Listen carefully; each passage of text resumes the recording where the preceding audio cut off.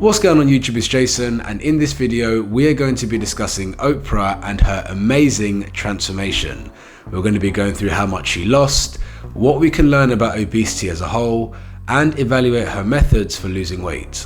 Now, for as long as I can remember, Oprah has always struggled with her weight.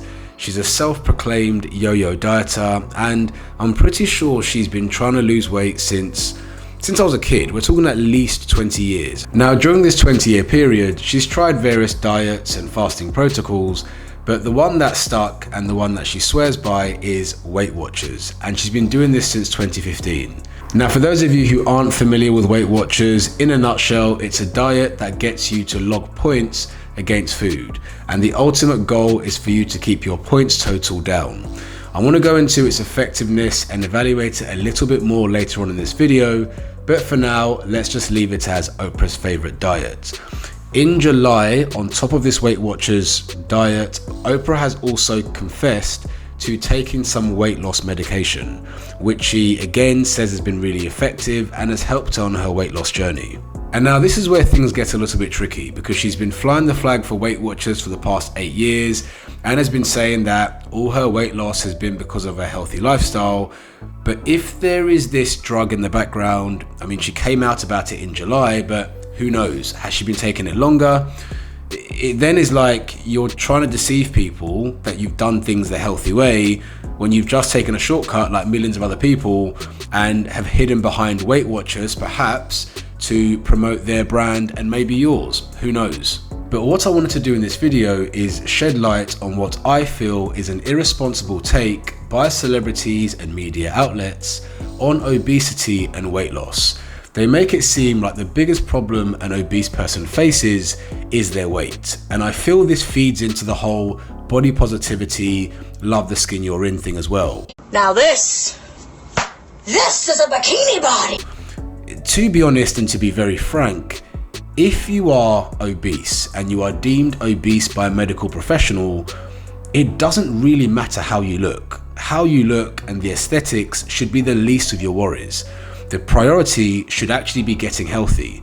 But when these celebrities post these transformations, here I was depressed and fat and obese, and now suddenly here I am living my best life, I suddenly feel amazing, I think it really makes light of how serious obesity is and the deeper issues that surround obesity, and makes it look like you can just throw a diet or surgery or an injection at the problem and just fix it. And I feel by doing this, people get a distorted view of obesity, and it ignores 4 key things. Number 1, obesity is a disease. Now, this is a controversial topic. A lot of people are against this idea that it's a disease, but it's been classified by medical professionals as such for about 10 years. The reason this topic is complex is because you have voluntary and involuntary things contributing towards obesity. You have a person's movement and their eating habits that obviously contribute to their weight gain, but you also have things like their starting metabolism and how their hunger hormone is regulated that makes things much more difficult to lose weight.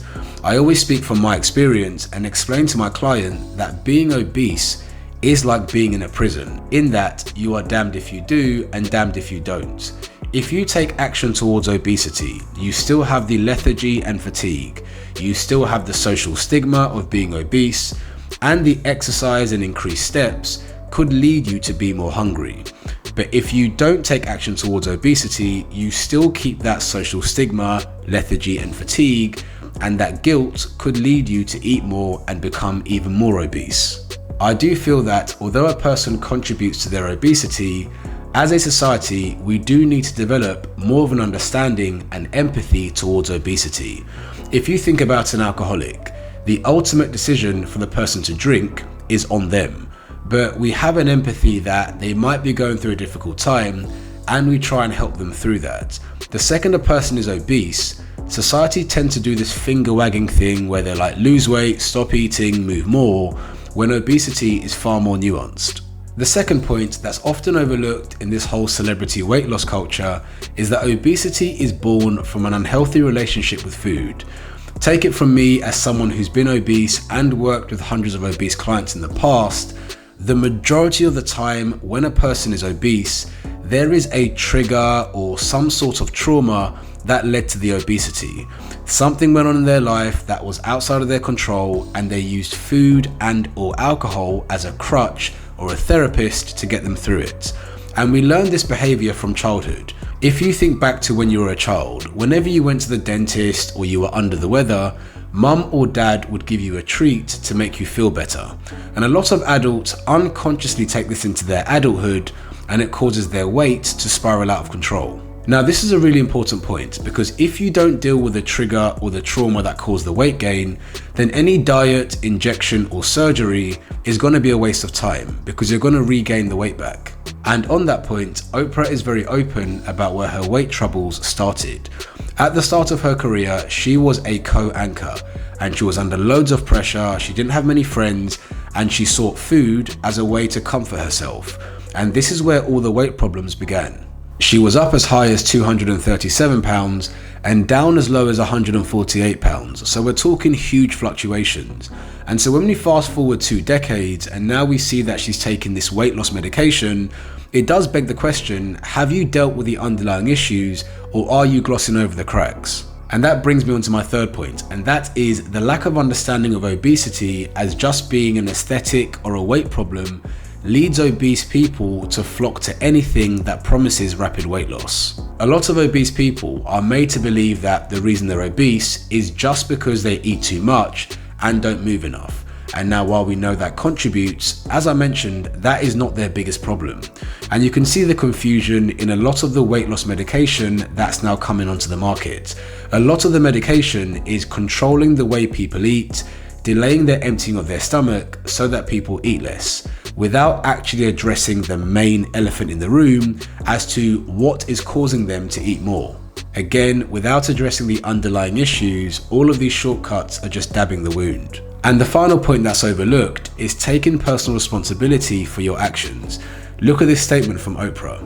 She says, "I realized I'd been blaming myself all these years for being overweight, and I have a predisposition that no amount of willpower is going to control." Now, this is where I find the obesity conversation gets distorted. Having been obese myself, I recognize that there are things outside your control that contributes towards your obesity. For example, a slower metabolism and your hunger hormone not being properly regulated can make it more difficult for you to lose weight and make you more prone to weight gain. But one thing I will point out is that a person is still contributing towards their obesity, i.e., that person is still making a decision to consume more calories and in most cases isn't moving enough. Now, this topic tends to polarize people, but having been obese myself, I can say with confidence that taking personal responsibility is the catalyst for change. A lot of obese people fall into this trap of, woe is me, I'm helpless, I was dealt a bad hand in life. And so it explains away the obesity and the fact they can do nothing about it. But I found that I had difficult problems at home, and that caused me to gain weight and comfort eat, because obviously it's easier to bury your head in a tub of ice cream than it is to speak to someone. But the point at which I changed was the point at which I said, regardless of who is to blame, this weight is my responsibility, and unless I do anything about it, nothing is going to happen. Moving on to Weight Watchers and my take on it as an effective way to lose weight. I do accept that there are many ways to skin a cat, but I do feel like Weight Watchers and pretty much any diet out there was never meant as a long-term solution for anyone's weight problems. And they do skip over one of the main things contributing towards our obesity, and that is the lack of education on nutrition. Weight Watchers looks at a point system, and you've got 0 point foods. Things like chicken breast and beans are on that list. But you can overeat chicken breast and you can overeat beans and other vegetables and fruits, and it can cause you to become obese. And so a point system doesn't really address the lack of education on nutrition. All it does is give you a list of do's and don'ts and leads to further problems down the line. One of my pet peeves about diets is that a person will follow a particular diet for, let's say, 6 months to a year. They will lose the weight and they will say so-and-so diet worked. But what do we mean by worked? If you gain all that weight back within 6 months, Would you still say that diet worked? I would say no. Part of the reason I'm so passionate about a holistic approach to weight loss is because my method actually worked. As in, I spent 3 years dieting between Atkins and Slim Fast, and then I lost weight for the last time almost 20 years ago, and I haven't looked back since. That is what I call successful dieting. I've beaten the back of obesity and lived a very different life since. It's not a here today, gone tomorrow, shortcut, yo-yo diet, new year, new me style thing. This is a lifestyle transformation. And this is what I believe is the true answer to obesity. So yeah, that's it. In summary, congratulations to Oprah. She looks amazing. She's done really well. And I hope that this is her seeing the back of obesity for good. I really hope that she's not just glossing over the cracks like everybody else, and that she sets a good example for all of those struggling on their weight loss journey. I do believe that obesity is complex and nuanced, and we need to give it that respect to deal with it like a condition like alcoholism. I do feel that unless you deal with the underlying issues, you are never going to actually cure obesity. And personal responsibility needs to be taken for obesity.